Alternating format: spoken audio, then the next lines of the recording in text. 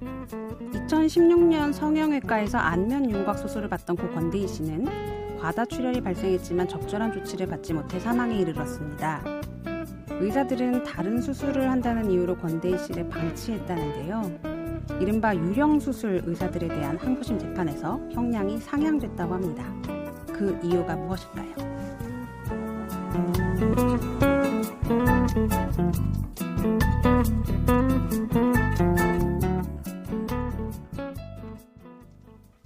법무법인 승인 안미연 변호사입니다.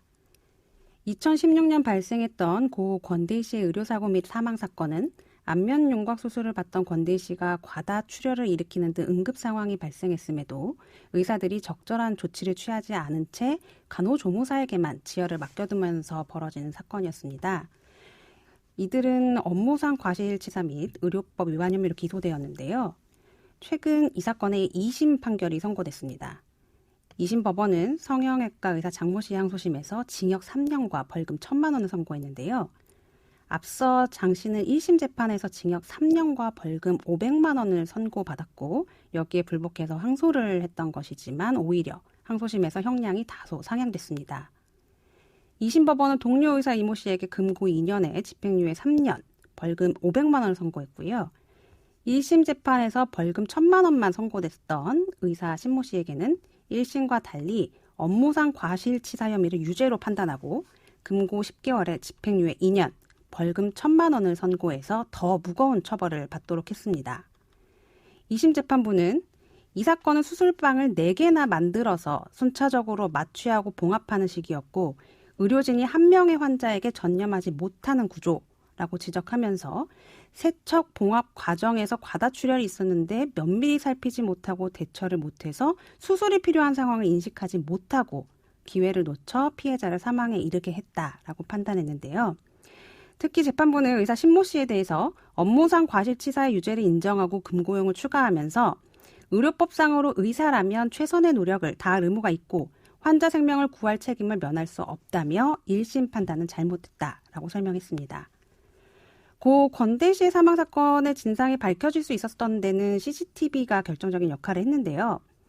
고 권대희 씨의 사망 사건을 계기로 지난해 8월 수술실에 CCTV를 의무적으로 설치하도록 하는 의료법 개정안이 국회를 통과했고 오는 2023년 9월에 시행을 앞두고 있습니다.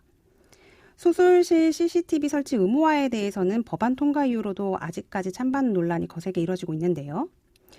의료사고는 누구에게나 일어날 수 있는 안타까운 일입니다. 의료사고를 예방하고 국민 불안을 해소하기 위해 수술실 CCTV 설치 의무화를 내용으로 한 의료법 개정안이 통과된 만큼 법률에 따른 제도적 보완도 철저하게 이루어져서 치료하는 의사나 치료받는 국민 모두가 불편 없고 안심할 수 있는 의료체계가 이루어지기를 기대합니다. 최근 인터넷상에서 이뤄지는 명예훼손성 댓글, 모욕적 댓글과 관련해 분쟁이 급증하고 있습니다. 대수롭지 않게 남긴 댓글 하나가 어떤 법적 문제까지 비화될 수 있는지 이동훈 변호사님과 함께 알아보겠습니다. 변호사님 안녕하세요. 네, 안녕하세요. 법무법인 최선의 이동훈 변호사입니다. 인터넷상에 올라온 게시글이나 댓글, 어떤 문제가 발생하고 있나요?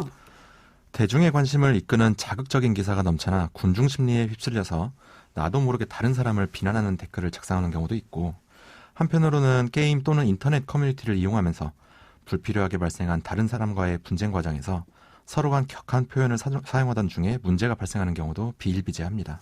저도 이제 검색 같은 걸 하다 보면 댓글 보고 깜짝 놀랄 때가 많은데 정말 이런 문제가 요즘 많이 발생하고 있고 아직까지도 올려서는 안 되는 글들을 올리시는 분들이 제법 되세요. 네. 근데 사실 처벌이 이루어질 정도의 내용이면은 그 수위나 범행 수준이 상당해야 될 것 같거든요.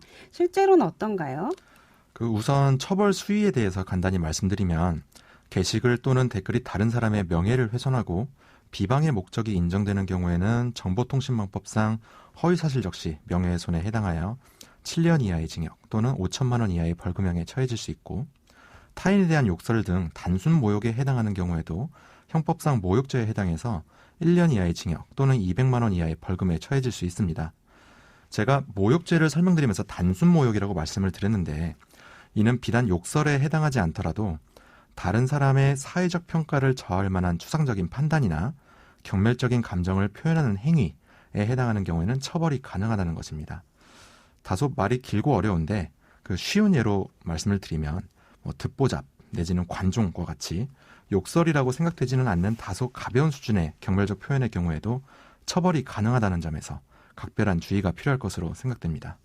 이게 양형이 낮지는 않은 것 같아요. 네. 그런데 이제 말씀 주신 표현들 같은 경우에는 흔히 쓰기도 하는 표현이라서 좀 정말 주의를 해야 될 것 같은데, 그러면 단순히 경멸적인 표현을 사용했다, 이런 경우에도 무조건 처벌이 되는 건가요?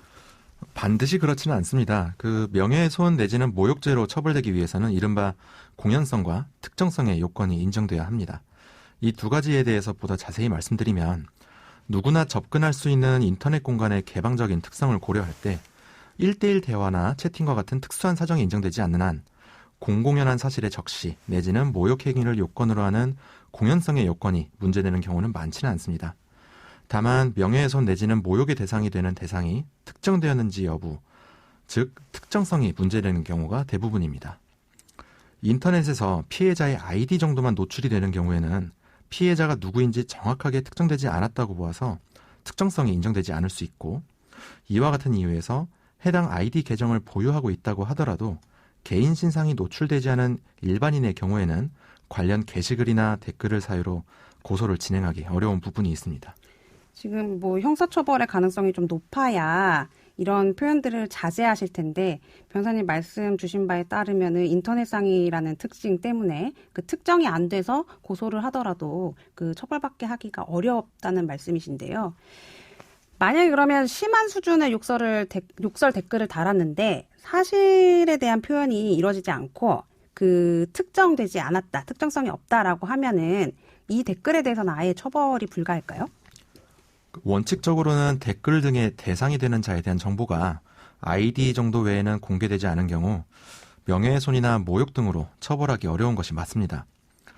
그러나 이제 해당 댓글 등의 성적인 표현이 포함되어 있어서 해당 메시지를 받아보는 사람으로 하여금 성적인 수치심을 느낄 정도의 사안이라면 성폭력 범죄의 처벌 등에 관한 특례법상 통신매체 이용 음란 행위로서 2년 이하의 징역 또는 500만 원 이하의 벌금에 처해질 수 있고, 이 경우에는 공연성이나 특정성 요건은 요구되지 않아서 개인 신상이 공개되지 않은 1대1 대화 내지는 채팅인 경우에 해당할 경우에도 고소 등의 형사 절차는 진행할 수 있겠습니다.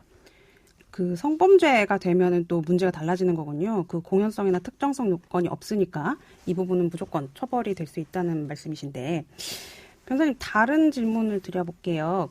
댓글을 게시한 자를 처벌하고자 하는 경우 이게 수년 전에 작성된 댓글인데도 고소가 가능할까요? 먼저 공소시효를 고려해야 하는데요. 허위사실적시 명예훼손의 경우에는 7년, 사실적시 명예훼손이나 모욕의 경우에는 5년의 공소시효가 인정됩니다. 따라서 해당 기간 내에서 이루어지는 고소 절차 진행에 있어서는 특별히 문제되는 부분은 없겠습니다. 다만 모욕의 경우는 명예훼손과 달리 형법상 친고죄로 규정되어 있는데요. 피해자의 고소가 있어야 수사가 이루어질 수 있습니다. 그리고 원칙적으로 형사소송법 규정상 피해자는 해당 댓글을 인지한 날로부터 6개월 내에 고소를 진행해야 합니다. 그런데 대법원 판례에 따르면 만약 댓글의 존재 사실 자체는 인지했더라도 그 댓글의 작성자에 대한 정보로서 아이디 정도만 알고 있는 경우에는 특정 혐의자의 범행 사실을 구체적으로 인지하였다고 볼 수 없어 친고죄 요건상 이제 고소 절차의 진행 기간에 해당 기간이 산입이 되지 않고, 형사소송법상 6개월 제한 규정에도 불구하고 이 경우 공소시효 내에 있는 모든 댓글들에 대해서 피해자는 사실상 언제든지 고소를 진행할 수 있습니다. 작성자에 대한 정보와 그다음에 모욕 내지는 명예훼손의 내용까지 알아야 이제 공소시효가 진행된다고 볼 수 있다는 말씀이신데요. 지금 변호사님 말씀을 종합해 보면 고소를 통해서 인터넷상의 모욕적인 댓글 내지는 명예훼손적인 댓글을 올린 사람에게 처벌을 받게 하기 위해서는 공연성과 특정성이 가장 중요한 부분 같아요. 근데 게임 과정에서 채팅으로 이제 욕설을 하는 경우도 있잖아요. 그런 경우에는 어떨까요? 이 경우에도 1대1 대화나 귓말과 같이 당사자 사이의 대화로서 타인이 접근하기 어려운 경우에는 공연성 요건이 인정되지 않아서 앞서 말씀드린 통신매체 이용 음란 행위 등에 해당하지 않는 경우에는 처벌이 어려운 것이 맞습니다.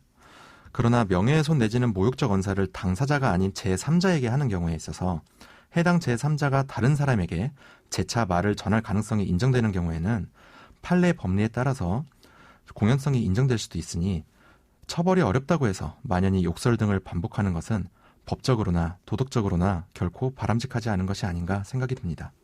1대1 대화라 하더라도 그 내용을 들은 사람이 전파할 수 있는 가능성이 있으면 처벌이 가능하기 때문에 그 1대1 대화라고 하더라도 처벌을 회피할 수는 없다. 그렇게 네. 제가 이해를 하면 될까요? 네, 맞습니다. 사실 인터넷상에서의 댓글과 채팅도 얼마든지 형사처벌의 대상이 될 수 있는데 이런 부분들을 간과하시는 분들이 상당히 아직 많습니다. 그 형사처벌 받게 되면은 당연하게 민사상 손해배상 청구도 수반될 수 있다는 점을 주의해야 되는데 이 부분도 오늘 좀 기억을 하셨으면 좋겠고요. 매우 당연한 얘기지만 처벌을 떠나서 온라인도 오프라인이라고 생각하고 신중히 행동해야 될 것 같습니다. 오늘도 이동훈 변호사님과 함께했습니다. 변호사님 좋은 말씀 감사합니다. 네, 감사합니다. 양소영 변호사의 상담소 양담소는 내일도 문을 엽니다. 끝곡 노 리플라이의 끝나지 않은 노래 들려드릴게요. 저는 안미연 변호사였습니다.